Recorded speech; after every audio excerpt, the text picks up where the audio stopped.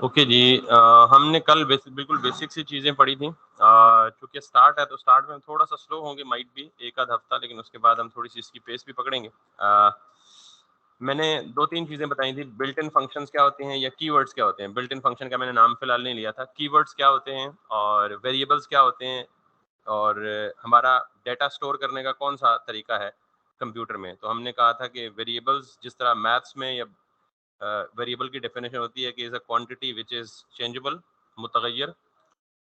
यहाँ कंप्यूटर में वेरिएबल की वो डेफिनेशन वैलिड है, लेकिन यहाँ basically variable is just more like storing a data somewhere. तो variable is a named memory location, कल मैंने डायग्रामेटिकली भी बताया था आपको। तो अभी ये जस्ट 2 लाइनें लिखकर मैंने अगर इस पेज को रिफ्रेश किया है तो ये जो मुझे पेज पे एक प्रॉम्प्ट बॉक्स दिखता है, और जब मैं कोई इनपुट देता हूँ तो ये इनपुट बेसिकली जाती है इस वेरिएबल के अंदर, अगर मैं इसे वेरिएबल स्पेसिफाई करूँ। अदरवाइज ये कहीं स्टोर नहीं होगी और लॉस कर देंगे हम इस वैल्यू को। तो मैं नम में स्टोर करके फिर अगली लाइन में अलर्ट लिख के उसी वैल्यू को क्या कर रहा हूँ, डिस्प्ले भी कर रहा हूँ। So if I now click okay, तो वही वैल्यू मुझे अलर्ट में मिलके यहाँ पे सेव भी हो जाएगी। अच्छा, जावास्क्रिप्ट के बहुत सारे बेसिक कॉन्सेप्ट्स हैं जिनको ज़ाहिर है जानना ज़रूरी है। मैं इनकी बहुत ज़्यादा डेप्थ में नहीं जाऊँगा, लेकिन अगर आपको कोई प्रॉब्लम्स या कोई कहीं इशू लगे कि आपको समझ नहीं आ रही तो मुझे रोक दीजिएगा, ठीक है? क्योंकि बहुत ज़्यादा बेसिक जाने पे फिर जावास्क्रिप्ट पे बड़ा टाइम लग जाएगा। हमने 4 महीने में पूरा मंथ है खत्म करना है, कोशिश ये करनी है। एनीवेज़, सो अभी आपने एक प्रॉब्लम देखा कि जहाँ भी ये तीनों अलर्ट, कन्फर्म और प्रॉम्प्ट, ये तीनों हमने जो कीवर्ड्स पढ़े थे, ये तीनों पेज की एग्जीक्यूशन को ब्लॉक कर देते हैं। यानी नॉर्मली अगर मैं लेट्स सपोज यहाँ पे इसे रिफ्रेश करूँ, तो ये पेज ब्लॉक है। जब तक मैं इसे कैंसिल या ओके नहीं करूँगा, तो पेज आगे नहीं चलेगा, इसकी फर्दर एग्जीक्यूशन नहीं होगी। जो कुछ इस पेज में रिमेनिंग या रेस्ट इसके बाद जो कुछ भी लिखा हुआ है, ज़ाहिर है प्रोग्राम 2 लाइनों पे मुश्तमिल तो नहीं होता। अ प्रोग्राम में consist of hundreds of lines और डज़न्स ऑफ लाइन्स एट लीस्ट। तो जहाँ पर भी अलर्ट, कंफर्म या प्रॉम्प्ट आता है, तो ये क्या कर देते हैं, पेज की एग्जीक्यूशन को ब्लॉक कर देते हैं। And this is called a blocking behaviour of JavaScript and this is not desirable. So JavaScript में टेस्ट करने के लिए तो आपको मैंने ये लाइनें समझाई हैं, लेकिन ये लाइनें बहुत कम यूज होती हैं, जावास्क्रिप्ट में यूज नहीं होती। ऑब्वियसली मुझे कहीं ना कहीं से स्टार्ट करना था, तो मैंने आपको यहाँ से स्टार्ट करवाया कि जावास्क्रिप्ट में इस तरह की कुछ चीजें बिल्ट इन मौजूद हैं। तो अब एक प्रॉब्लम और है। अगर मैं बिलफर्ज ये कहता हूँ कि जी मुझे यूजर से एक के बजाय 2 वैल्यूज लेनी है प्रॉम्प्ट बॉक्सेस में, तो पहली चीज तो ये कि मैंने इसी लाइन को अगर कॉपी पेस्ट किया तो इसने यहाँ पे एरर दे दिया। तो जावास्क्रिप्ट इज स्मार्ट अनफ कि काफी सारे एरर्स को ये खुद ही पिक कर लेता है, ये डिटेक्ट कर लेता है, इवन ये टूल भी। इस केस में क्या एरर हो सकता है? कल मैंने कहा था कि 2 वेरिएबल्स के सेम नाम नहीं हो सकते, क्योंकि वेरिएबल क्या होता है, मेमोरी में एक नेम्ड मेमोरी लोकेशन। मैंने एक गली के साथ इसकी तशबीह दी थी कि गली में 2 मकान हो तो दोनों मकानों का नाम या नंबर सेम नहीं हो सकता। सो दैट्स व्हाई मैं इसको कह दूं num1 और इसको कह दूं num2, तो अब वो एरर या वो कंप्लेन जो है वो खत्म हो गई है। तो मैं इंटर अ वैल्यू और फिर इंटर अ सेकंड वैल्यू इसे करूं, तो I just want to show you one thing. तो मैं अगर यहाँ पे num1 प्लस num2 करूं, तो मेरा एक्सपेक्टेड रिजल्ट क्या आना चाहिए कि जो भी यूजर रन टाइम पे टेक्स्ट बॉक्स 1 में वैल्यू दे और टेक्स्ट बॉक्स 2 में वैल्यू दे, दोनों को ऐड करके अलर्ट पे क्या आना चाहिए, दोनों का सम आना चाहिए रिजल्ट। तो अगर ऐसा होगा नहीं, मतलब ये this is something which will be और which we are supposing is unusual. मैंने 12 दिया और फिर 12 दिया, तो हमारा एक्सपेक्टेड आंसर क्या आना चाहिए, we are expecting 24, but that is not the case, it became 12 and 12। अच्छा, कल मैंने 2 चीजें आपको बताई थी। अच्छा, ऐसा क्यों हुआ, इसकी रीजन जानने के लिए मैंने कल आपको 2 चीजें बताई थी। एक बताया था स्ट्रिंग और एक बताया था स्ट्रिंग कांस्टेंट। स्ट्रिंग क्या होती है, anything that is enclosed inside a double quote, single quote और अ बैकटिक। और अगर मैं इस पे 12 लिखूं और साथ में ये 12 लिखूं, तो are they both equal? No, because ये वाला स्ट्रिंग कांस्टेंट है और ये वाला न्यूमेरिक कांस्टेंट है। न्यूमेरिक का मतलब नंबर कांस्टेंट है, तो दोनों बराबर नहीं हो सकते। अगर मेरे पास ये जो मैंने अभी ऐड किया, ये 12 और 12 क्यों आ गया, let's have a look, let's understand this. अगर मैं इन दोनों को थोड़ी देर के लिए डिलीट कर दूं और यहाँ पे num1 num2 के बजाय 12 प्लस 12 करूं, तो मेरे पास आंसर आएगा 24। लेकिन अगर मैं इसको 12, स्ट्रिंग वाला 12 और 12, दो स्ट्रिंग्स को आपस में ऐड करूं, तो normally strings are not the mathematical operands, operands होता है ना कि जिन नंबर्स पे ऑपरेशन परफॉर्म करना होता है, तो basically strings can't be added, तो कोई भी अर्थमेटिक ऑपरेशन किसी स्ट्रिंग पे अप्लाई नहीं हो सकता। मैं कहूँ जी एक्स और वाई को ऐड कर दो, तो एक्स और वाई दोनों मतलब they are nothing, I mean अगर वो स्ट्रिंग है, अगर वो वेरिएबल है तो दे कैन बी एडेड। आपको पता है कि वेरिएबल क्या होता है, हम नेम्ड मेमोरी लोकेशन, और हमने जिसको बगैर कोड्स के लिखा था। तो ये 12 और 12 हमें क्या आंसर देंगे, दे विल बिकम 12। तो इसका मतलब ये हुआ कि व्हेन स्ट्रिंग्स आर एडेड, क्योंकि स्ट्रिंग्स ऐड नहीं हो सकती, तो दे आर नॉर्मली कॉन्कैटिनेटेड। इन स्ट्रिंग्स को प्लस का ऑपरेटर ज्वाइन कर देता है। तो यानी हमारे यहाँ प्रोग्रामिंग्स में ऑलमोस्ट मोर और लेस सारी प्रोग्रामिंग्स में जो कुछ में प्लस ऑपरेटर की जगह डॉट ऑपरेटर यूज होता है, लेकिन I am typically talking about JavaScript. JavaScript में प्लस सिंबल के दो बिहेवियर्स हैं। अगर ये प्लस सिंबल दो नंबर्स के दरमियान आएगा या न्यूमेरिक वैल्यूज के दरमियान आएगा तो इट वुड ऐड देम। अगर ये प्लस दो स्ट्रिंग्स के दरमियान आएगा तो इट वुड कॉन्कैटिनेट देम। तो कॉन्कैटिनेट का मतलब ज्वाइन करना, मिला देना। तो अब अगर मैं इसे कंट्रोल जी करके वापस ये वाला स्टेप ले आऊं, तो अब आप एक बात कुछ हद तक समझ गए होंगे कि बाय डिफॉल्ट ये जो प्रॉम्प्ट टेक्स्ट बॉक्स में आप कुछ भी इंटर करते हैं, बाय डिफॉल्ट जावास्क्रिप्ट इनको स्ट्रिंग ट्रीट करता है। आई रिपीट, ये डिफॉल्ट बिहेवियर है कि जब भी आप प्रॉम्प्ट बॉक्स में कोई भी न्यूमेरिक वैल्यू इंटर करें या स्ट्रिंग इंटर करें, कुछ भी इंटर करें, तो वो डिफॉल्ट बिहेवियर उसका क्या है, स्ट्रिंग है। तो इसलिए जब मैंने प्रॉम्प्ट बॉक्स से वैल्यू ली, उसको असाइन किया किधर, num1 में, और जब दूसरे प्रॉम्प्ट से वैल्यू ली उसको भी num2 में असाइन किया, तो जब num1 और num2 दोनों ऐड हुए तो दोनों में क्या पड़ा हुआ था, स्ट्रिंग पड़ी हुई थी। तो स्ट्रिंग्स आपस में क्या होगी, कॉन्कैटिनेट होगी। Got it? अब हमें क्या करना है, जावास्क्रिप्ट में एक और कॉन्सेप्ट है जिसको हम कहते हैं कास्टिंग या पार्सिंग। पार्सिंग का मतलब ये होता है, जैसे कास्ट का मतलब होता है ना जात, तो कास्टिंग का मतलब है जात चेंज कर देना, यानी उसकी टाइप चेंज कर देना। तो अब इस नंबर की टाइप क्या है, स्ट्रिंग। यानी इस num1 के अंदर क्या किस टाइप का डाटा आएगा, स्ट्रिंग टाइप का डाटा आएगा। num2 में किस टाइप का डाटा आएगा, स्ट्रिंग टाइप का डाटा आएगा। मैं जो आंसर एक्सपेक्ट कर रहा हूं, मैं ये चाह रहा हूं कि दोनों को क्या कर दूं, ऐड कर दूं। तो डिफॉल्ट बिहेवियर तो क्या होता है, स्ट्रिंग होता है। तो there must be a way in JavaScript or in any programming language that helps us parsing the values from string to number or from number to string or from something like that। तो मैं सबसे पहले क्या करूंगा, मेरे पास JavaScript में जिस तरह अलर्ट बिल्ट इन फंक्शन है, अच्छा इनको मैं कल तक ये कहता आया हूं कि ये कीवर्ड्स हैं। तो अब नॉर्मली एक कन्वेंशन याद रखने, जब तक मैं फंक्शन के टॉपिक पे नहीं पहुंचता, anything that is immediately followed by opening and closing parenthesis is called as function. ठीक है, इसके अंदर भी कुछ हो सकता है, लेकिन any name followed by immediate parenthesis that would be called as function call. Function call, ठीक है। तो इसका मतलब ये हुआ कि ये प्रॉम्प्ट क्या है, फंक्शन है। प्रॉम्प्ट क्या है, फंक्शन है। अलर्ट क्या है, फंक्शन है, ठीक है। तो जावास्क्रिप्ट में बहुत सारे फंक्शंस बिल्ट इन मौजूद हैं। Got it? बहुत सारे फंक्शंस बिल्ट इन मौजूद हैं, उनमें से एक है पार्स इंट। पार्स इंट नाम से जाहिर है, मैंने क्या कहा, पार्सिंग किसको कहते हैं, एक टाइप से दूसरी टाइप में कन्वर्ट करने को। तो मेरे पास num1 में क्या पड़ा हुआ है, स्ट्रिंग। मैं इसको कन्वर्ट करना चाहता हूँ किस में, इंटीजर में। तो मैं क्या इस्तेमाल करूंगा, built in function parse int. So what it takes, ये देखें, it takes a string and it would give us number. ठीक, तो function is like a machine, you give it an input, it gives you output after processing on that. Just like एक कोई भी machine होती है जो raw material लेती है, उस पर प्रोसेसिंग करके आपको उस ढांचे या सांचे के मुताबिक कोई आउटपुट देती है। तो function is just like a machine, it takes an input, it processes on that input and gives you the output.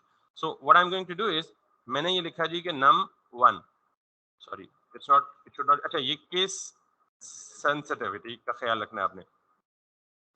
Parse int का मतलब ये है कि it took a number 1 and it will return us its integer variation या integer value। ठीक है, आप उस integer value को किसी नए वेरिएबल में सेव कर दें या उसी वेरिएबल में सेव कर दें। अब इन दोनों में फर्क क्या है, अगर मैं इन इस फंक्शन की रिटर्न वैल्यू को num1 में सेव करूंगा, तो आप देख रहे हैं कि num1 ऑलरेडी यूज हो रहा है। एग्जैक्टली तो अगर मैं एक ही वेरिएबल में एक से ज्यादा दफा वैल्यूज असाइन करूंगा, तो जो बाद में असाइनमेंट होगी वो पहले वाली को क्या कर देगी, ओवरराइट कर देगी। तो num1 की नई वैल्यू क्या हो जाएगी, स्ट्रिंग को रिप्लेस करके नंबर 12 आ जाएगा। Got it? इसी तरह आप ये भी कर सकते हैं, अगर आप ये ना चाहें तो आप नया वेरिएबल लें, उसको n नाम दे दें। That's pretty much. लेकिन हम बहुत ज्यादा वेरिएबल अननेसेसरी वेरिएबल डिक्लेरेशन से भी अवॉइड करते हैं, क्योंकि आपको पता है कि हर वेरिएबल मेमोरी में एक हमें कॉस्ट पे करनी पड़ती है। हर वेरिएबल मेमोरी में क्या क्रिएट करेगा? एक ब्लॉक रिजर्व कर लेगा। तो जितने ज्यादा वेरिएबल्स आप डिक्लेयर करेंगे उतनी ज्यादा आपकी मेमोरी क्या हो जाएगी? कंज्यूम हो जाएगी, विच इज अननेसेसरी। तो चूंकि हमें इसका कोई और, यानी अगर तो हमें num1 एज अ स्ट्रिंग अलग और num1 एज अ नंबर अलग चाहिए हो, तो फिर तो हम दो वेरिएबल डिक्लेयर करें। लेकिन हमें तो चाहिए नंबर ही, तो हम क्या करेंगे? उसी वैल्यू को ओवरराइड कर देंगे with a new value after being converted into the integer. ठीक? And same is num2। अच्छा, यहाँ मैं अक्सर ना मैथ्स के एग्जांपल साथ देता हूँ कि मैथ्स और प्रोग्रामिंग में काफी सारी चीजें शक्ल से देखने में मिलती जुलती लगती हैं, लेकिन एक्चुअली वो होती नहीं है। Exactly word. प्रोग्रामिंग में दो चीजें होती हैं। जब हम इक्वल टू लिखते हैं ना, तो इसको हम एक असाइनमेंट स्टेटमेंट कहते हैं। यानी किसी भी एक्सप्रेशन में, किसी भी स्टेटमेंट में इक्वल टू का साइन आए तो उसे हम क्या कहते हैं? Assignment statement. असाइनमेंट स्टेटमेंट में दो वैल्यूज होती हैं, एक को हम कहते हैं एल वैल्यू, एक को हम कहते हैं आर वैल्यू। एल वैल्यू का मतलब लेफ्ट हैंड साइड वैल्यू और आर वैल्यू का मतलब right hand side value. L value कोई एक्सप्रेशन नहीं हो सकता, एल वैल्यू हमेशा कोई वेरिएबल होगा, जबकि आर वैल्यू हमेशा कोई एक्सप्रेशन होगा। यानी मैथ्स में हम यूं कर सकते हैं ना, ए प्लस बी कम्यूटेटिव वहां एग्जिस्ट करता है, इसको मेरे ख्याल में कम्यूटेटिव प्रॉपर्टी भी कहते हैं, अगर आपका मैथ्स मतलब आप उसको। तो प्रोग्रामिंग में ये बिल्कुल गलत है, एल वैल्यू में एक्सप्रेशन नहीं आ सकता। लेफ्ट हैंड साइड वैल्यू में क्या आएगा? हमेशा कोई भी वेरिएबल आएगा, और उस वेरिएबल का मतलब ये होगा कि राइट का जो भी एक्सप्रेशन होगा, ये एवेल्युएट होने के बाद अपना जो रिजल्ट है वो लेफ्ट पे असाइन करेगा। तो इसलिए मैं बार बार कल से ये कह रहा हूँ कि इक्वल टू का मतलब इक्वल टू नहीं है, इक्वल टू का मतलब असाइनमेंट ऑपरेटर है। Anyways, so this is something that was a bit. इसी तरह मैं अगर num2 करूं, इसको भी मैं क्या करता हूं? पार्स इंट करता हूं, और फिर मैं कहता हूं जी कि num2, यानी num2 को पार्स करो और जो रिजल्ट वापस आए उसको num2 में सेव करो, यानी num2 की एग्जिस्टिंग वैल्यू ओवरराइट हो जाए। अब num1 और num2 का रिजल्ट क्या आएगा? Let's have a look. मैंने अगेन इसको 12 दिया और फिर 12 दिया, नाउ इट बिकेम 24। तो there is a new concept of parsing कि when we want to convert a string value into number, that is something that we can do.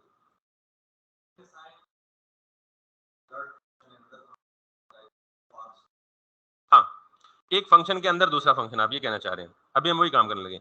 अब ये देखें कि ये सिंपल से काम के लिए मुझे 4 लाइनें लिखनी पड़ी। Is there any smart way to do that? Yes we can. हम बजाय ये लिखने के, हम इसी काम को, एग्जैक्टली यही काम होगा, इस प्रॉम्प्ट को रैप कर दें पार्स इंट के अंदर। वो जो काम हम अलग अलग कर रहे थे, अब जब ये लाइन चलेगी तो राइट हैंड में सबसे पहले क्या वैल्यूएट होगी? ब्रैकेट के अंदर वाली चीज, प्रॉम्प्ट। यूजर से वैल्यू लेगा, वो ऑलरेडी मैं एक और मशीन में पास करूं, which is a function parse int में देगा, पार्स इंट रिटर्न करेगा नंबर। एग्जैक्ट। एंड जो सेम काम है वो ऐसे भी हो जाएगा, लाइक दिस। तो वो 4 लाइनों के बजाय मैंने इसको ज्यादा स्मार्ट करके वो कर लिया। Let's see, 36 and 36 that going to be 72, which is our expected result. So ये तो हो गया मेरा आई मीन जो पार्सिंग, कि आप एक टाइप को दूसरी टाइप में कन्वर्ट कर सकते हैं। अच्छा, दूसरी बात मैंने ये कही कि अब मैं आहिस्ता आहिस्ता आपको ऐसी टेक्निक्स बताऊंगा कि I will be getting rid of these popup और डायलॉग बॉक्सेस, क्योंकि मैंने आपको इनका नुकसान बताया कि ये क्या है? ब्लॉकिंग स्टेटमेंट्स है। तो आहिस्ता आहिस्ता मैं इनको फेज आउट करता जाऊंगा, निकालता जाऊंगा। मैं इस अलर्ट की जगह मैं ये चाहता हूं कि मेरा रिजल्ट इस पेज पे आए, यानी वेब के इस पेज पे आए, व्यू पोर्ट पे, इसको व्यू पोर्ट पे, ठीक है, बजाय या कंसोल पे आए या व्यू पोर्ट पे आए। मैंने आपको कल ये बताया था कि दो ही जगहों पे आप रिजल्ट देखते हैं। नॉर्मली कंसोल पे तब आप कोई चीज डिस्प्ले करते हैं जब आप एरर फाइंड करना चाहें या डिबगिंग करना चाहें, और वैसे नॉर्मली आपका आउटपुट कहाँ आता है? डॉक्यूमेंट की व्यू पोर्ट के ऊपर, ठीक है। तो अगर आप कोई चीज कंसोल में लिखना चाहते हैं तो आप सिंपली क्या करेंगे? Console dot log. So whenever you are writing anything like this, it would straight away print the result in the log instead of this one. And whenever you want to write anything like on the viewport or on the document, तो याद रखिएगा कि HTML पढ़ते हुए हम इसको क्या बोलेंगे? View port. जावास्क्रिप्ट के कॉन्टेक्स्ट में इसको हम क्या बोलेंगे? डॉक्यूमेंट। अच्छा, व्यू पोर्ट और डॉक्यूमेंट में फर्क क्या, कोई आपसे पूछ सकता है तो बता सकते हैं वैसे। ये जो इस वक्त ये जितना भी व्हाइट एरिया मुझे नजर आ रहा है ना, जहां वेब का डिजाइन डिस्प्ले होगा, यही व्यू पोर्ट है और यही डॉक्यूमेंट है। ठीक, इस वक्त का क्या मतलब, अगर मेरे पास यहाँ पे कोई कंटेंट आ जाए, मिसाल के तौर पे मैं यहाँ पे कुछ ज्यादा सारा कंटेंट प्लेस कर देता हूँ,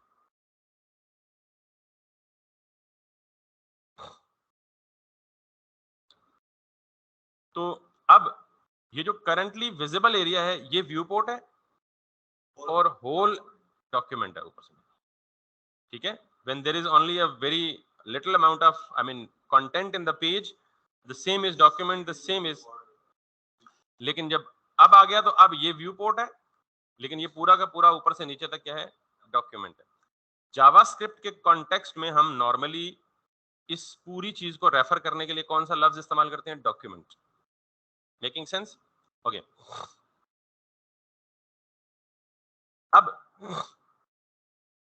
मैं ये चाहता हूं कि इन दोनों में से जो रिजल्ट आए वो कहां डिस्प्ले हो, कंसोल पे नहीं बल्कि डॉक्यूमेंट के ऊपर। ठीक है, so what I need to do is, instead of writing console, I would be writing like document dot right.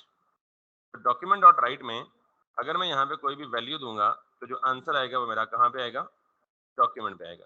अभी मैंने आपको कहा ना, मैं आहिस्ता आहिस्ता सारे डायलॉग बॉक्स से जान छुड़ाऊंगा कि अभी ये डायलॉग बॉक्स भी डिजायरेबल रियलिस्टिकली कैसे होना चाहिए। जैसे फेसबुक या जीमेल या कोई भी और फॉर्म देखते हैं ना आप, तो उन फॉर्म में टेक्स्ट बॉक्सेस लगे होते हैं और नीचे बटन लगा होता है, उन पे कोई वैल्यू दें, बटन पे क्लिक करें तो वो काम होना चाहिए। असल हमारा वो टारगेट है, लेकिन ऑब्वियसली दैट उस तक पहुंचने के लिए हमें थोड़े से मजीद बेसिक्स को क्लियर करना होगा। Anyways, for now it is good.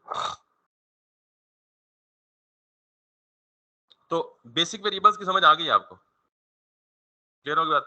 अब मैं ये सपोज करता हूं कि नॉर्मली हमारे प्रोग्राम में, टिपिकल प्रोग्राम में डजन्स ऑफ बल्कि हंड्रेड्स ऑफ बल्कि thousands of lines of code होता है। तो ये प्रोग्राम हो, अगर फुल फ्लेज प्रोग्राम बना हुआ हो तो जावास्क्रिप्ट का प्रोग्राम या कोई भी प्रोग्रामिंग लैंग्वेज है, उसमें जो प्रोग्रामिंग लाइंस की एग्जीक्यूशन होती है वो एक ऑर्डर में होती है। यानी जो सबसे पहले लाइन लिखी होगी वो सबसे पहले एग्जीक्यूट होगी, फिर उसके बाद, फिर उसके बाद, फिर उसके बाद, फिर उसके बाद, फिर उसके बाद। तो lines are executed exactly in an order in which they appear in the program. Make sense? Some time हमारी ये रिक्वायरमेंट होती है कि हम प्रोग्राम के इसको हम कहते हैं control, flow of control, program का फ्लो ऑफ कंट्रोल या कंट्रोल फ्लो। तो सम टाइम ये होता है कि हम प्रोग्राम की लाइंस को सीक्वेंस में एग्जीक्यूट नहीं कराना चाहते। सम टाइम हम कहते हैं जी कि एक selected portion of code execute हो और फिर उसके बाद वो जंप करके किसी दूसरे पोर्शन तक पहुंच जाए। मिसाल के तौर पे अक्सर आपने ऑनलाइन देखा होगा जी कि लेट्स सपोज आप कोई अपनी एज इंटर करें तो वो चेक करके बताया कि आप एग्जैक्टली वेब पेज पे इंटर हो सकते हैं। यस, या आप यूँ समझ लें कि आप ये चेक करना चाहते हैं जी कि आप आईडी कार्ड बनने के लिए एलिजिबल हैं या नहीं है, तो आप अपनी एज इंटर करें तो वो आपको चेक करके बताएगा कि are you eligible for the exact. तो इसका मतलब ये है कि हम प्रोग्राम के फ्लो को कंट्रोल कर रहे हैं, ये कंट्रोल करना चाह रहे हैं। जावास्क्रिप्ट या किसी भी प्रोग्रामिंग लैंग्वेज में इफ एल्स स्टेटमेंट्स होती हैं, या इफ एल्स की ग्रुप ऑफ स्टेटमेंट्स कहते हैं, या इसको हम इफ एल्स स्ट्रक्चर बोलते हैं या कंडीशनल स्ट्रक्चर बोलते हैं, व्हाटसोएवर। तो इफ का मतलब ये होता है कि हम डिसीजन करना चाह रहे हैं, हम चाह रहे हैं कि एक खास कंडीशन के ट्रू होने पे ये कोड एग्जीक्यूट हो, और अगर वो कंडीशन ट्रू ना हो तो वो कोड एग्जीक्यूट ना हो। मिसाल देता हूं मैं कि मैं इन दो के बजाय एक वैल्यू लेता हूं और फिर मैं ये इसको नम के बजाय एज बोल देता हूं, और मैं ये कहता हूं कि जब ये प्रोग्राम चले, इंटर जब ये प्रोग्राम चले तो यूजर से क्या ले, उसकी एज, और एज को एवेलुएट करके बताए कि उसकी एज 18 साल से ऊपर है या कम है। इट्स मतलब इस प्रोग्राम का मकसद कोई नहीं है, लेकिन जस्ट आपको इफ एल का स्ट्रक्चर समझाना है, एग्जांपल देना। तो मैं क्या चेक करना चाहता हूं कि यूजर 18 साल से ऊपर है या नीचे है। तो मैं क्या करूंगा, अब ये मुझे डिसीजन करना है। जब भी आपको दो में से एक या मल्टीपल ऑप्शन में से एक डिसीजन करके उसके हिसाब से कोड को एग्जीक्यूट करवाना है तो आप क्या इस्तेमाल करते हैं, इफ एल्स और फिर इफ एल्स भी होता है और स्विच स्ट्रक्चर भी होता है, लेकिन let's suppose firstly we talk about only if. If से भी पहले एक और चीज, अभी तक मैंने आपको कहा है कि किसी भी एक्सप्रेशन में इक्वल आए तो वो इक्वल नहीं होता, बल्कि क्या होता है, असाइनमेंट ऑपरेटर होता है। तो फिर इसका मतलब है आप मुझसे पूछेंगे जी फिर इक्वल क्या होता है। अगर हमने कंपैरिजन करना है, जैसे आप जानते होंगे कि हम प्लस माइनस मल्टीप्लिकेशन डिवीजन और मॉडुलस, इनको हम क्या कहते हैं, अर्थमेटिक ऑपरेटर्स कहते हैं। जो basic plus minus division multiplication, इनको हम अर्थमेटिक ऑपरेटर्स कहते हैं। ठीक इसी तरह हमारे पास ग्रेटर देन का सिंबल होता है, लेस देन का सिंबल होता है, ग्रेटर देन और इक्वल टू का सिंबल होता है, लेस देन और इक्वल टू का सिंबल होता है, इक्वल टू का सिंबल होता है, स्ट्रिक्ट इक्वल टू का सिंबल होता है और नॉट इक्वल टू का सिंबल होता है। ये मैंने इसलिए यहाँ लिस्ट किए हैं कि मैं इनका जिक्र करूंगा तो मैं बेहतर समझता हूँ कि एक दफा पहले इनको एक्सप्लेन कर दूं, ताकि हमेशा के लिए आपको पता है। ग्रेटर देन, ये सारे के सारे, इनको हम क्या कहते हैं, रिलेशनल ऑपरेटर्स या कंपैरिजन ऑपरेटर्स। रिलेशनल ऑपरेटर्स क्यों कहते हैं कि ये दो क्वांटिटीज या दो वैल्यूज को आपस में क्या करते हैं, रिलेट करते हैं या कंपेयर करते हैं। मिसाल के तौर पे मैं कहूँ कि मेरी एज आपकी एज से बड़ी है, तो इसका जवाब क्या होगा, या यस में या नो में। ये तमाम के तमाम जो रिलेशनल ऑपरेटर्स हैं, ये एवेलुएट होकर अपना आंसर दो में से एक पॉसिबिलिटी में देते हैं, या ट्रू या फॉल्स, या जीरो या वन, या हाँ या ना। तीसरा कोई ऑप्शन, मैं आपसे कहूँ कि मैं आपसे बड़ा हूँ, तो क्या ऐसा मुमकिन है कि आधे बड़े हैं आधे छोटे हैं? नो, क्या होगा, बड़े हैं। मैं कह रहा हूँ जी बाहर बारिश हो रही है, तो या बारिश हो रही है या नहीं हो रही, बीच में ऐसे थोड़ी थोड़ी हो रही है, थोड़ी थोड़ी हो रही है, हो तो रही है ना। Got it. तो इसका मतलब है कि ऐसी स्टेटमेंट्स होती हैं जिनका जवाब डाइकोटोमस होता है, आई मीन या यस में या नो में, या ट्रू में या फॉल्स में, या जीरो में या वन में। ठीक, तो हम इन क्वांटिटीज को कंपेयर करने के लिए या रिलेट करने के लिए दो या दो से ज्यादा क्वांटिटीज को इनमें से कोई ऑपरेटर यूज करते हैं। या हम यूज करते हैं less than, sorry greater than, या हम यूज करते हैं लेस देन या ग्रेटर देन इक्वल टू, या लेस देन इक्वल टू। अच्छा, ये डबल इक्वल का मतलब होता है इक्वल टू, यानी हम दो क्वांटिटीज की इक्वालिटी चेक करना चाहें तो उसके लिए हम क्या इस्तेमाल करते हैं, double equal. Single equal assignment है। ट्रिपल इक्वल क्या है, डबल इक्वल सिर्फ वैल्यूज को कंपेयर करता है, ट्रिपल इक्वल वैल्यूज और टाइप्स दोनों को कंपेयर करता है। Let me give you example. अगर मैं कहूं 12 इक्वल इक्वल्स टू 12, आंसर क्या देगा, ट्रू। अगर मैं ये कहूं 12 इक्वल इक्वल्स टू 12, आंसर क्या देना चाहिए, ट्रू। तो ट्रू, लेकिन ये करेंगे तो ये देगा फॉल्स। तो डबल इक्वल का मतलब है कि ये सिर्फ वैल्यूज को कंपेयर कर रहा है, टाइप्स को कंपेयर नहीं कर रहा है। यस, यानी दोनों की वैल्यूज 12 12 है, टाइप इसकी स्ट्रिंग है इसकी नंबर है, तो ये डेटा टाइप की बात हो रही है। तो डबल इक्वल टाइप चेक नहीं करता, सिर्फ वैल्यू चेक करता है। अगर आपको टाइप और वैल्यू दोनों चेक करनी है तो आप क्या करेंगे, ट्रिपल इक्वल, और इसको हम कहते हैं स्ट्रिक्ट कंपैरिजन या स्ट्रिक्ट इक्वालिटी, और इसको हम कहते हैं नॉर्मल इक्वालिटी।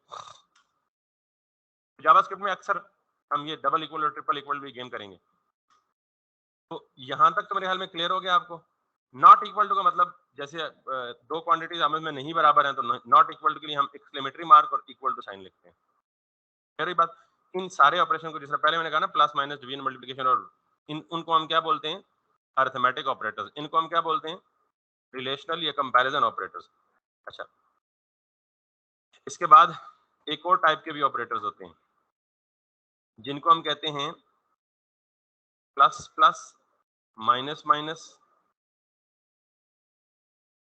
और इनको हम कहते हैं इंक्रीमेंट ऑपरेटर, और इसको हम कहते हैं डिक्रीमेंट ऑपरेटर।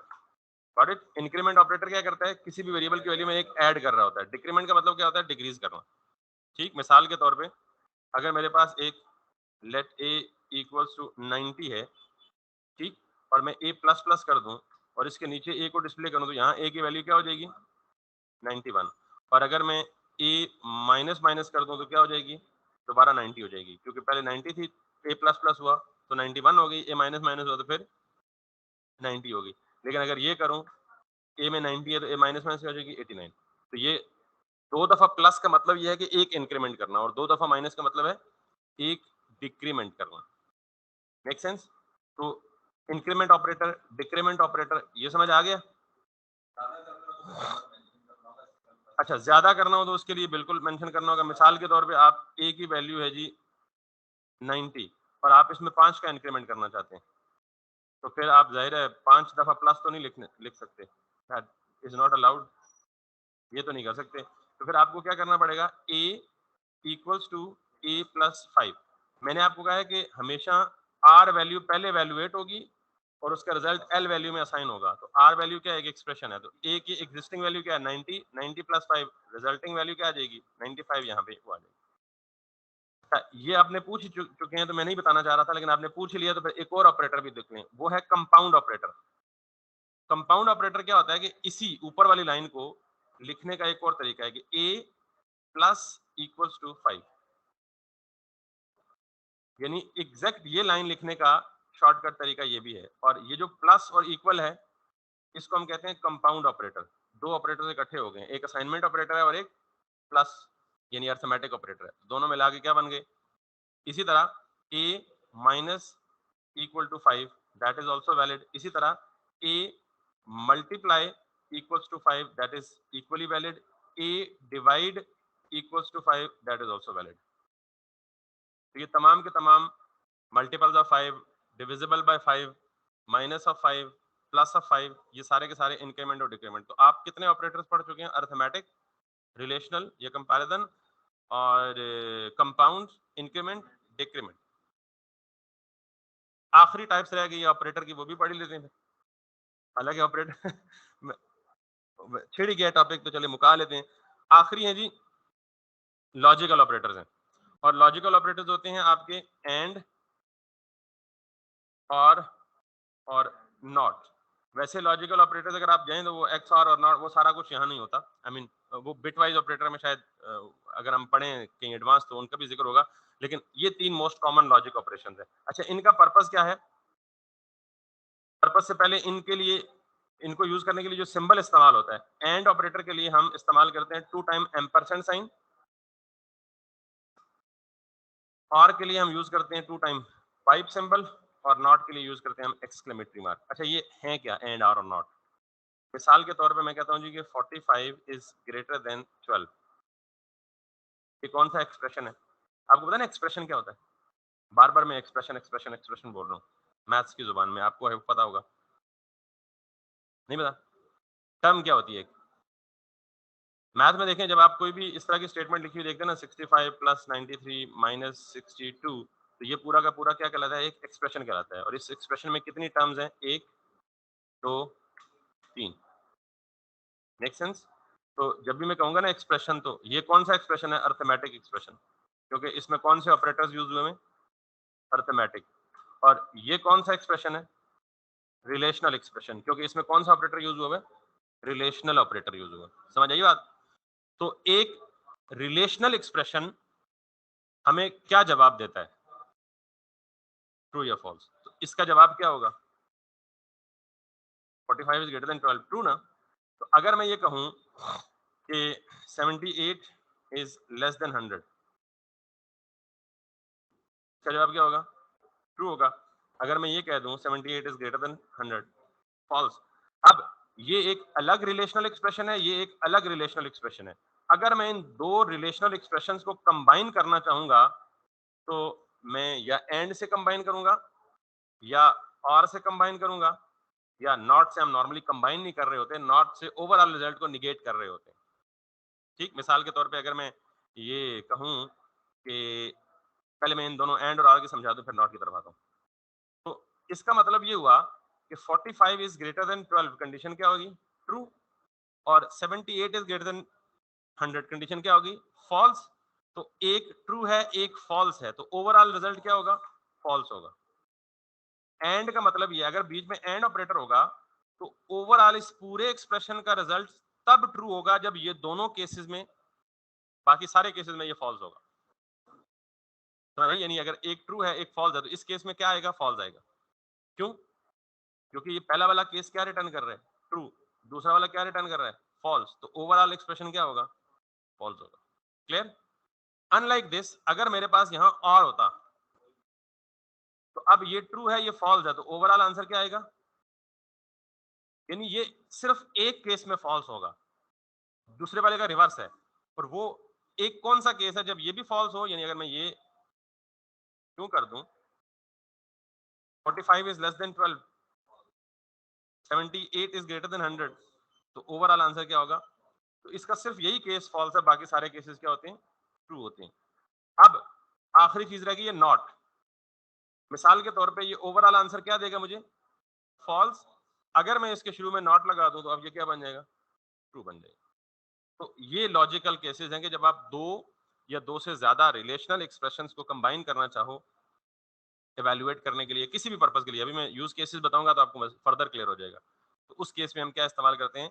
Logical operators. तो ऑपरेटर्स कितने पढ़े हमने? Arithmetic operators, relational operators, logical operators, I mean increment and decrement operators और कंपाउंड ऑपरेटर्स। तो 5 तरह के ऑपरेटर्स पढ़ लिए और तकरीबन दिस एड्स अप एवरीथिंग। ये तमाम तरह के ऑपरेटर जो प्रोग्रामिंग में इस्तेमाल होते हैं वो हमने कवर कर ली।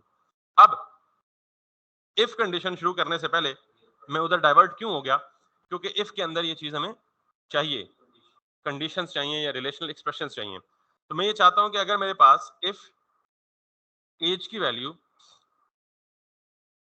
18 साल से ऊपर हो या 18 साल के बराबर हो, सिर्फ मुझे ये बताएं कि ये मुझे क्या रिटर्न करेगा। ये रिलेशनल एक्सप्रेशन है ना, तो ये मुझे क्या रिटर्न करेगा? सिर्फ ट्रू या फॉल्स। तो अगर ये ट्रू होगा तो हम इफ के आगे, ये इफ का पूरा सेंटेक्स है, सेंटेक्स कल बताया था क्या होता है, ग्रामर रूल्स। तो इफ का पूरा सिंटैक्स है कि इफ का कीवर्ड है, ये बिल्ट इन हमेशा इफ रहेगा। यहाँ पे कोई भी कंडीशन आ सकती है और उसके बाद ये इफ की बॉडी कहलाएगी। तो यहाँ पे कोई भी आप स्टेटमेंट लिखें, मिसाल के तौर पे मैं लिखता हूँ जी डॉक्यूमेंट डॉट राइट, और यहाँ पे लिख देता हूँ जी you are eligible for NIC or something like that. ठीक। मैंने कहा था कि इफ को इंट्रोड्यूस कराने का मकसद क्या होता है कि सम टाइम हम अपनी लाइंस ऑफ कोड को एक सीक्वेंस में एग्जीक्यूट नहीं करवाना चाहते, बल्कि क्या करना चाहते हैं, बेस्ड ऑन एनी कंडीशन हम जंप करना चाहते हैं from one part of the program to the other part of the program. अब मैं ये क्या कह रहा हूँ कि अगर ये कंडीशन ट्रू हो तो ये लाइन एग्जीक्यूट करो, और अगर ये ट्रू ना हो तो एग्जीक्यूट। इफ क्या करता है? इफ अपने अंदर एक कंडीशन को चेक करता है, अगर यहाँ ट्रू रिटर्न होता है तो इसकी बॉडी के अंदर प्रोग्राम का कंट्रोल जाता है और ये लाइन एग्जीक्यूट करता है। अगर ये कंडीशन फॉल्स होगी तो इसकी बॉडी के अंदर कंट्रोल नहीं जाएगा और हमारे पास कुछ भी नहीं होगा। इसको मिटा दें, खत्म हो जाएगा ना। हाँ, अगला उससे अगली चीजें कंटिन्यू करेगा, सिर्फ वो बीच वाला पोर्शन स्किप हो जाएगा। सो what I was saying is कि मैं एक पार्ट से जंप करके दूसरे पार्ट में जाना चाहता हूँ। Anyway, so let me talk about this one, let me refresh it once. और मैं एज एंटर कर रहा हूँ 25। तो 25 पे ओके किया तो उसने मुझे क्या कहा, you are eligible for CNIC. ये कब हुआ? मैंने यहाँ पे 25 दिया, 25 is greater than 18, condition true हुई तो उसने इसके अंदर आगे ये लाइन एग्जीक्यूट कर दी। In else case let's suppose somebody comes and enters an age of 15, nothing happens. क्यों? क्योंकि इसके बाद कुछ था ही नहीं। अगर मैं इसके बाद ये करता तो जो आप कह रहे थे इसके बाद वाली line, thank you for using our application, तो ये वाला जो इफ के बाद है, मैंने 16 एंटर किया, वो इफ के अंदर वाली स्टेटमेंट नहीं चली, लेकिन उसके बाद जो भी थी वो एग्जीक्यूट हो गई। Thank you for using out. ठीक होगी बात? अब मैं ये चाहता हूं, सिर्फ एल्स तो हो गया, इफ तो हो गया। अब मैं ये चाहता हूं कि एल्स के केस में, यानी अगर उसकी एज 18 से कम हो तो उसको एक दूसरा मैसेज शो करे, यार you are not eligible for the admission for the CNIC और समथिंग लाइक दैट। ठीक। इस केस में हमारे पास एक और स्टेटमेंट का हिस्सा होता है, या इस पूरे इफ को कंप्लीट करने के लिए साथ में क्या होता है, एल्स भी होता है। एल्स का मतलब ये होता है कि इफ एल्स का मतलब ये होता है कि अगर ये स्टेटमेंट ट्रू होगी तो ये वाली बॉडी चलेगी, करली ब्रैकेट्स में जो भी लाइंस या ग्रुप ऑफ लाइंस हो उनको हम क्या कहते हैं, बॉडी, बॉडी ऑफ इफ या बॉडी ऑफ फंक्शन। ठीक है, तो इफ स्टेटमेंट की बॉडी कहलाएगी। अगर ये कंडीशन ट्रू होगी तो ये इफ की बॉडी एग्जीक्यूट होगी और एल्स की बॉडी स्किप हो जाएगी, इग्नोर हो जाएगी। और अगर ये कंडीशन फॉल्स रिटर्न करेगी तो ये पहली वाली बॉडी स्किप हो जाएगी, इग्नोर हो जाएगी, और दूसरी वाली बॉडी एग्जीक्यूट होगी। So let's see it right over here.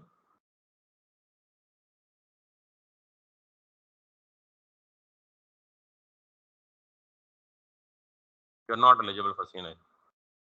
If I enter 17, sorry, you are not eligible, and if I enter like 18, you are eligible for the CNIC. Okay? तो ये हमारा आ गया जी इफ और एल्स इफ. अब sometime ऐसे cases भी होते हैं कि हमारे पास मोर देन वन पॉसिबिलिटीज भी होती हैं. अभी तो सिर्फ दो ही पॉसिबिलिटीज है ना, अगर ये कंडीशन ट्रू हो तो ये करो, फॉल्स हो तो ये करो. तो अगर हमारे पास मल्टीपल कंडीशंस हो तो फिर यहाँ पे हमारे पास इफ, एल्स इफ, दूसरी कंडीशन, फिर एल्स इफ, तीसरी कंडीशन, फिर एल्स इफ, चौथी कंडीशन एंड सो ऑन. जितनी मर्जी कंडीशंस दे दें और आखिरी कंडीशन में आप जाके सिर्फ लिख दें एल्स. क्लियर? तो मिसाल के तौर पे मैं ये चाह रहा हूँ जी कि यूजर कोई भी नंबर इंटर करे, ठीक है, या वीक डे इंटर करे. मैं ये चाहता हूँ कि अगर वीक यूजर 1 इंटर करे, इफ वीक डे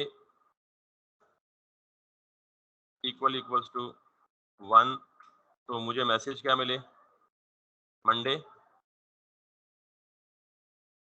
अगर यूजर 2 इंटर करे, ये जो एफ एल्स का इफ एल्स इफ का डेमोन्स्ट्रेशन दे रहा हूँ, अगर यूजर 2 इंटर करे तो मुझे क्या लिख के दे, ट्यूसडे. अगर यूजर 3 इंटर करे तो मुझे क्या दे,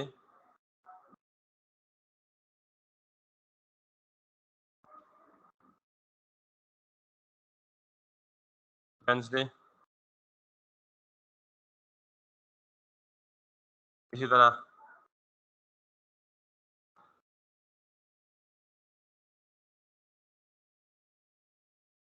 थर्सडे, इसी तरह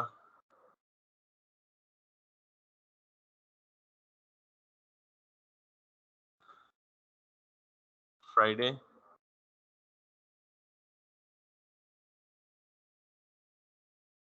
इसी तरह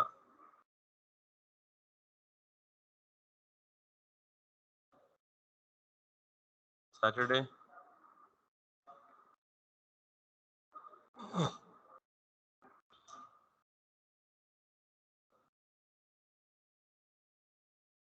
इसी तरह संडे. यानी 3 पे ये, 4 पे ये, 5 पे ये, 6 पे ये, 7 पे ये.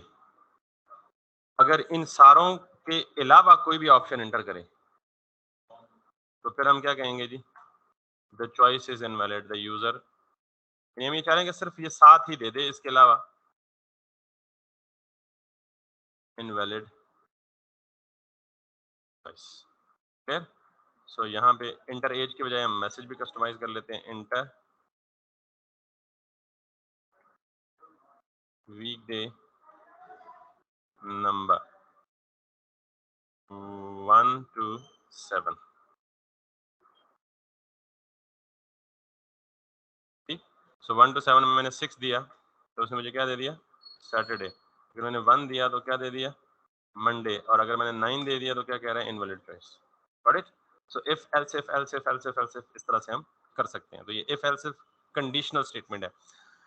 ये जो हमने कहा है ना कि रिलेशनल एक्सप्रेशन है, इसको सम टाइम हम कंडीशन कहते हैं. सिंपल क्या कहते हैं? तो जब मैं कंडीशन कहूँ तो आप समझ जाएंगे ये क्या है. बेसिकली कोई ना कोई रिलेशनल एक्सप्रेशन है जो हमें एवेलुएट है को अपना आंसर क्या देगी, या ट्रू या फॉल्स, या यस या नो, या हाँ या ना, या 0 या 1. सो यहाँ तक समझ आ गई बात? अच्छा, इसके बाद हमारे पास एक और इंटरेस्टिंग चीज होती है या इंटरेस्टिंग एस्पेक्ट होता है. अच्छा, नॉर्मली अगर हमारे पास कोई ऐसी लाइन हो जिसको हम एग्जीक्यूट ना करवाना चाहें, टेम्परेरीली उसकी एग्जीक्यूशन को मतलब रोकना चाहें, एक तो हाल ये है कि आप डिलीट कर दें जिस स्टेटमेंट को नहीं चलाना चाहते. दूसरा हाल ये है कि हो सकता है आपको लगे कि यार ये मुझे बाद में काम आएगी ये चीज, तो मैं इसको कमेंट कर देता हूँ, डिलीट नहीं कर देता. तो कमेंट का मतलब ये है कि ये नॉन एग्जीक्यूटेबल लाइंस हो जाएंगी, ये चलेंगे नहीं लेकिन रहेंगी यहाँ. तो कैसे कमेंट करते हैं, जितने एरिया को कमेंट करना है उसको सेलेक्ट करके कंट्रोल क्वेश्चन मार्क प्रेस कर दें. और वापस अनकमेंट करना हो तो उसी एरिया को सेलेक्ट करके कंट्रोल क्वेश्चन मार्क दोबारा कर दें, अनकमेंट हो जाएगा। तो कमेंट का मतलब ये उन्होंने ग्रीन कलर दे दिया, इसका मतलब ये अब नहीं चलेगी। Let's suppose exactly, normally comment में एक्सप्लेनेशन देते होते हैं, लेकिन अभी हम चूंकि हमने एक्सप्लेनेशन नहीं दी, हम इसी कोड को चाह रहे हैं कि यार इसको हम कमेंट रखें, बाद में हो सकता है हमें काम आए तो हम दोबारा इसको रेफर कर सकें। पर now let's move ahead to the next thing. अब मैं जब भी दो स्लैशेस दूं या स्लैश स्टैटिक स्टैटिक, ये तो इसके अंदर जो कुछ भी लिखूंगा ये क्या कहलाएगा, कमेंट कहलाएगा। ठीक है, तो अब मैं एक और टॉपिक स्टार्ट करने लगा हूँ, वो क्या है जी, लूप्स। प्रोग्रामिंग में लूप्स क्या होती हैं, या वैसे लूप क्या होती है? लूप बेसिकली कहते हैं चक्कर को। You have started from a point and you have taken a whole round and you have moved back to the same point. You have completed a one loop. ठीक? Exactly. तो basically loop का मतलब repetition है, iteration है, या cycle में एक ही round में मूव करते रहना over and over again. Programming में लूप्स बहुत ज़्यादा इफेक्टिव हैं और बहुत ज़्यादा यूजफुल हैं कि अगर आपको एक पर्टिकुलर स्टेटमेंट या ग्रुप ऑफ स्टेटमेंट्स को रिपीटेडली एग्जीक्यूट करवाना है तो आप क्या कर लें, लूप इस्तेमाल कर लें। मैं एक बड़ा छोटा सा मिसाल देता हूँ, रफ सी मिसाल है। मैं लेट्स सपोज ये कहता हूँ जी कंसोल डॉट लॉग, और मैं इसको कहता हूँ जी कि मैं यहाँ पे लिखना चाहता हूँ हेलो। ये हेलो 20 दफा लिखना चाहता हूँ, तो क्या करना पड़ेगा, 20 दफा console log console log console log console log. अब एक ही काम है, बट ये क्या बेवकूफ़ी है कि हमारी टाइम की भी ज़्यादा, स्पेस की भी वेस्टेज, और प्रोग्राम की लेंथ भी बहुत ज़्यादा। वैसे आप कॉपी पेस्ट कर सकते हैं, लेकिन यहाँ पे मैंने जो लिखा ना, मैं कंट्रोल सॉरी शिफ्ट और आल्ट और डाउनवर्ड्स की, आप जितनी भी लाइनें यानी फॉर एग्जांपल सेलेक्ट करेंगे ना ये, और कंट्रोल आल्ट डिलीट करेंगे, कंट्रोल आल्ट बैक डाउनवर्ड करेंगे, तो वो सारी की सारी रिपीट हो जाएंगी। बहरहाल it's totally a bad practice कि अगर आपको 100 स्टेटमेंट लिखनी है और वो सिमिलर हो, या उनमें कोई एक आध चीज वेरिएबल हो, चेंजेबल हो, तो आप उसको बार बार क्या करते रहे, रिपीट करते हैं। That's totally foolish thing you can say. So what we have to do is, हमारे पास एक ऐसा स्ट्रक्चर होता है प्रोग्रामिंग का जिसको हम लूप बोल सकते हैं, और वो क्या करता है, हम उसे एक दफा कोई भी स्टेटमेंट दे देते हैं, वो उसको उठा के खुद ब खुद क्या कर रहा होता है, मल्टीपल टाइम्स एग्जीक्यूट करके डिस्प्ले कर रहा होता है, या कोई भी line group of lines execute करनी हो तो एग्जीक्यूट कर रहा होता है। So I want to print this message 20 times. तो लूप 4-5 तरह की लूप्स हैं, बल्कि जावास्क्रिप्ट में शायद इससे भी ज्यादा है। तो हाँ, फॉर लूप है, व्हाइल लूप है, डू व्हाइल लूप है, फॉर ईच है, फिल्टर है, फाइंड है, मैप है, फॉर ऑफ है, फॉर इन है, मतलब ये कोई, the list is quite long. So जो सबसे पहली और बेसिक लूप आपको समझाई जाती है ना, वो है आपकी, यानी इसमें कुछ फंक्शन है, कुछ लूप है जो मैंने बोले हैं, जैसे फिल्टर, फाइंड और मैप है, वो है फंक्शन, लेकिन बिल्कुल बिहेव लूप की तरह ही करते हैं इंटरनली। सबसे पहली लूप जो हमारी है वो क्या है, फॉर लूप है। ठीक, इस फॉर लूप को समझने के लिए हमें तीन चीजें चाहिए होती हैं। फॉर कीवर्ड है हमेशा, जहां भी फॉर आए प्रोग्रामिंग में, इसका मतलब ये क्या है, यहाँ से लूप का स्टार्ट हो रहा है। ठीक, इसके बाद ओपनिंग एंड क्लोजिंग पैरेंथेसिस, और उसके फौरन बाद करली ब्रैकेट। करली ब्रैकेट कहीं भी आए तो वो क्या होती है, बॉडी होती है, या फंक्शन की बॉडी होती है, या फॉर लूप की बॉडी होती है, या इफ एल्स की बॉडी होती है। ठीक, और बॉडी का मतलब क्या होता है, ग्रुप ऑफ स्टेटमेंट्स। हम ग्रुप ऑफ लाइंस या ग्रुप ऑफ स्टेटमेंट्स को ग्रुपिंग करने के लिए क्या इस्तेमाल करते हैं, करली ब्रैकेट्स। ठीक, सो फॉर के अंदर तीन चीजें हमें स्पेसिफाई करनी होती हैं। पहली चीज, हमने कोई काउंटर वेरिएबल लेना होता है। यार हम कहते हैं ना कि लूप ने मल्टीपल टाइम्स एग्जीक्यूट होना है, तो हमें ये बताना होता है कि ये कहाँ से स्टार्ट होगी और कहाँ पे एंड होगी। तो मैं क्या कहता हूँ, स्टार्ट कहाँ से हो, 0 से, सेमी कॉलन, फिर मैं कहता हूँ जी ये कहाँ पे एंड हो, आई। अच्छा, आई क्या होगा, आई बेसिकली काउंटर वेरिएबल होगा। काउंटर वेरिएबल का मतलब ये है कि ये हर चक्कर को क्या करेगा, काउंट करेगा। मिसाल के तौर पे मैं आपको सजा दूं और मैं कहूँ जी कि आपने इस पूरी बिल्डिंग के 10 चक्कर काटने हैं। ठीक, और यहाँ पे एक बंदा खड़ा कर दूं कॉपी पेंसिल लेके, कि उसे कहूँ जी तुमने उसके चक्कर काउंट करने हैं। मतलब फॉर एग्जांपल चक्कर काटने वाला भी चक्री है कि वो चक्कर दे सकता है। सो व्हाट आई से इज कि दूसरे बंदे को खड़ा कर दो, तुमने काउंट करने हैं। जब आप एक चक्कर पूरा करोगे तो वो क्या करेगा, डायरी पे 1 लिख देगा। जब दूसरा चक्कर कंप्लीट करोगे तो डायरी पे उस एक को क्या कर देगा, अपडेट करके 2 कर देगा, तीसरा करके अपडेट करके 3 कर देगा। तो this is the task of I. I क्या करता है, हर चक्कर कंप्लीट होने के बाद काउंटर काउंट करता है, और एग्जिस्टिंग काउंट में एक वैल्यू क्या कर देता है, अपडेट कर देता है। Make sense? सो मैंने आई कहा 0, और कहां तक जाए, I is less than 20 colon और फिर आई प्लस प्लस। अब ये आई प्लस प्लस क्या है ये तो मैंने बता दिया है, काउंटर है कि हर चक्कर में आई क्या करेगा, एक एक चक्कर कंप्लीट होने के बाद आई खुद को इंक्रीमेंट कर दे, क्योंकि इसकी जिम्मेदारी काउंट करना है। तो मैं अब यहाँ पे लिखूँ कंसोल डॉट लॉग और हेलो या डॉक्यूमेंट डॉट राइट कर दें। तो अब मुझे कितनी दफा हेलो मिलना चाहिए, 20 दफा। क्लियर? सो लेट्स सी।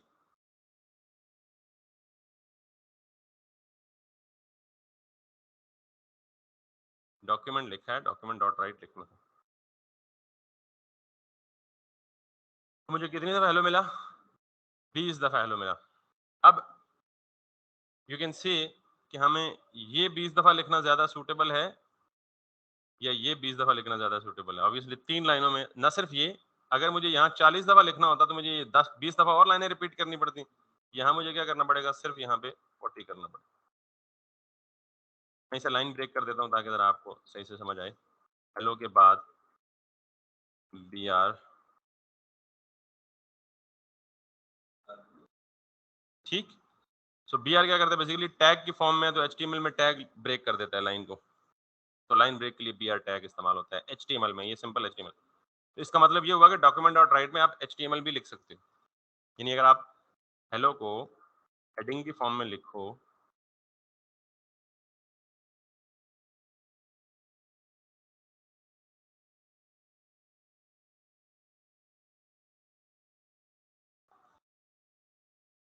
ठीक।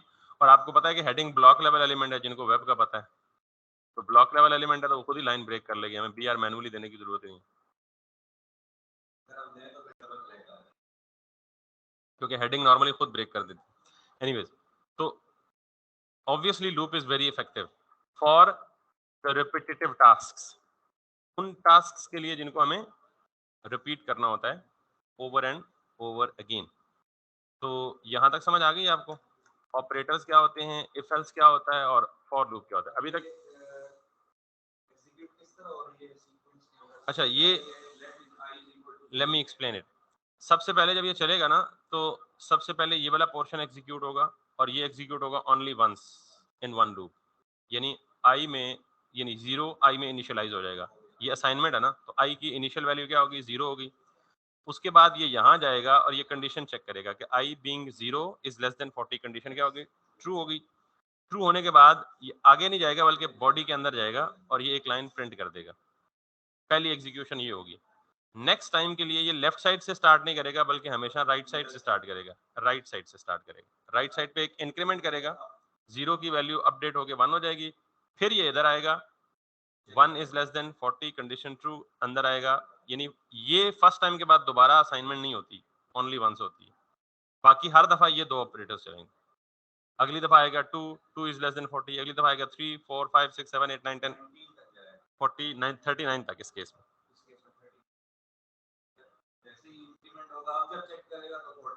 फॉल्स हो जाएगी कंडीशन, बिल्कुल। और अगर आप चाहते हैं कि ये पूरा जाए 40 तक, तो आप less than or equal to भी कर सकते हैं, ठीक है। लेकिन चूंकि 0 से स्टार्ट हो रहा है, 0 को शामिल करें तो टोटल आइट्रेशंस 40 बनेंगी, ठीक। This is the basically looping structure. While loop भी होती है, डू व्हाइल लूप भी होती है। मैंने कहा 5-6 किस्म की लूप्स होती हैं, हम उनको जिक्र करेंगे, लेकिन सबसे पहले आपको ये पता होना चाहिए कि लूप बेसिकली क्या होती है। So that's pretty much I think for today. We are still at very basic. In fact we didn't start mean stack now, हम मन स्टैक को स्टार्ट करने की तैयारी कर रहे हैं, क्योंकि ग्राउंड सेट नहीं होगा तो मन स्टैक इट्स काइंड ऑफ, जितना बोलने में सिंपल है इतना है नहीं।